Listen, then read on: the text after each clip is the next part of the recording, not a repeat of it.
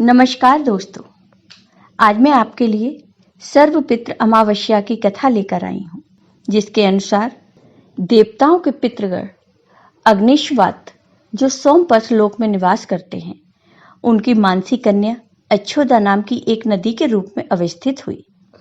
मत्स्य पुराण में अच्छोद सरोवर और अच्छोदा नदी का जिक्र मिलता है, जो कि कश्मीर में स्थित है। एक बार अच्छोदा ने 1000 वर्ष तक तपस्या की, जिससे पितृ खुश हुए और वो अच्छोदा के सामने प्रकट हुए और उन्होंने अच्छोदा से कहा कि हे पुत्री, हम सभी तुम्हारी तपस्या से अति प्रसन्न हैं, इसलिए जो चाहो वर मांग लो।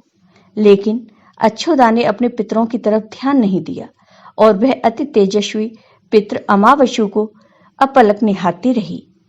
पितरों के बार बार कहने पर उसने कहा, हे भगवान, क्या आप मुझे सचमुच वरदान देना चाहते हैं? इस पर तेजस्वी पितृ अमावस्यु ने कहा, हे अच्छोदा, वरदान पर तुम्हारा अधिकार सिद्ध है, इसलिए निसंकोच कहो।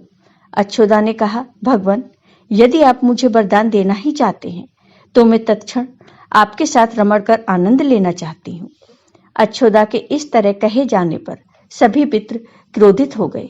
उन्होंने अच्छोदा को श्राप दिया कि वह पितृलोक से पतित होकर पृथ्वी लोक पर जाएगी।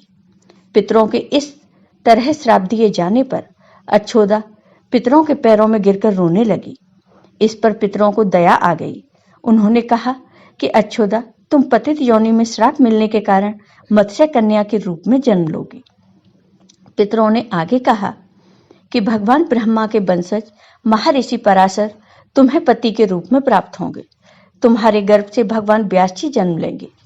उसके उपरांत भी अन्य दिव्य वंशों में जन्म लेते हुए तुम श्राप मुक्त होकर पुनः पितृलोक में वापस आ जाओगे। पितरों के इस तरह कहे जाने पर अच्छोदा शांत हुई। अमावस्यु के ब्रह्मचर्य और धैर्य की सभी पितरों ने सराहना की एवं वरदान दिया कि यह अमावस्या की तिथि अमावस्यु के नाम से जानी जाएगी। जो प्राणी किसी भी दिन श्राद्ध न कर पाए, वह केवल अमावस्या के दिन श्राद्ध तर्पण करके सभी बीते 14 दिनों का पुण्य प्राप्त करते हुए अपने पितरों को तृप्त कर सकते हैं। तभी से प्रत्येक माह की अमावस्या तिथि को सर्वाधिक महत्व दिया जाता है और यह तिथि सर्वपितृ श्राद्ध के रूप में मनाई जाती है।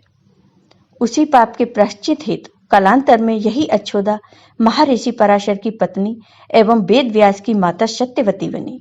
तत्पश्चात समुद्र के अंशभूत शांतनु की पत्नी हुई और 2 पुत्र चित्रांगद तथा विचित्र वीर को जन्म दिया। इन्हीं के नाम से कलयुग में अष्ट का श्राद्ध मनाया जाता है। आपको ये वीडियो पसंद आया हो तो लाइक कीजिए, शेयर कीजिए और मेरे चैनल को सब्सक्राइब कीजिए।